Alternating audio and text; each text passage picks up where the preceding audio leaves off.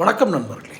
பொதுவாகவே அரசாங்க ஊழியத்தில் இருப்பவர்கள் அரசியலில் தலையிடக்கூடாது, அரசியல் பணிகளில் ஈடுபடக்கூடாது என்றொரு விதி உண்டு.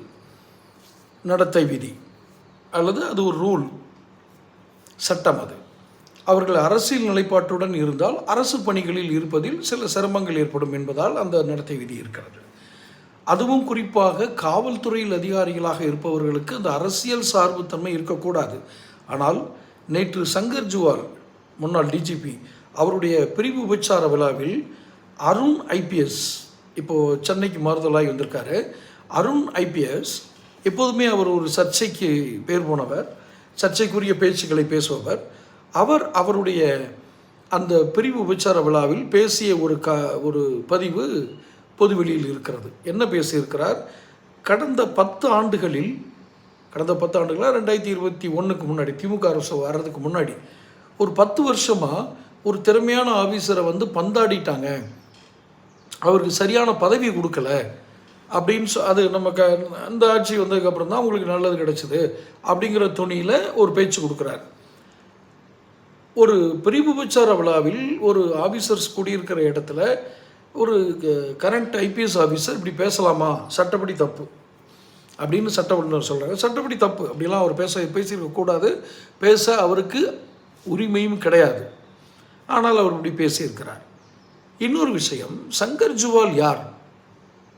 இன்னைக்கு டிஜிபி, இதுக்கு முன்னாடி உள்நாட்டு பாதுகாப்பு அதிகாரியாக கலைஞர் இருந்த பீரியடில் இருந்திருக்கார், கருணாநிதி பீரியடில்.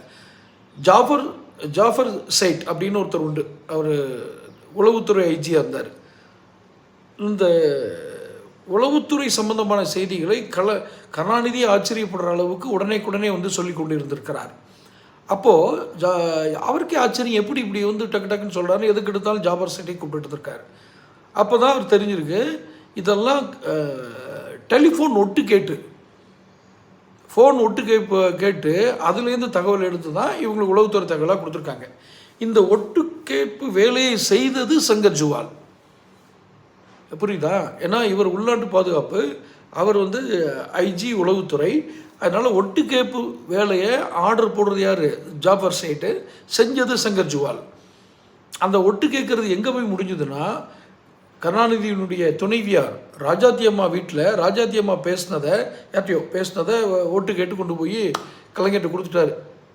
அந்த அம்மா ஏதோ ஒரு குடும்ப மன வருத்தத்தில் அவர் எப்போவுமே அந்த வீட்டுக்கு தான் செய்கிறாரு, இந்த வீட்டுக்கு தான் செய்கிறாருன்னு அந்த அம்மா கொஞ்சம் புலம்பி இருக்குது. இதை கருணாநிதிட்டே கொண்டு கொடுத்து கருணாநிதி குடும்பத்திலே சண்டை உருவாக்குனவங்க. தொடர்ந்து பேசுவோம்.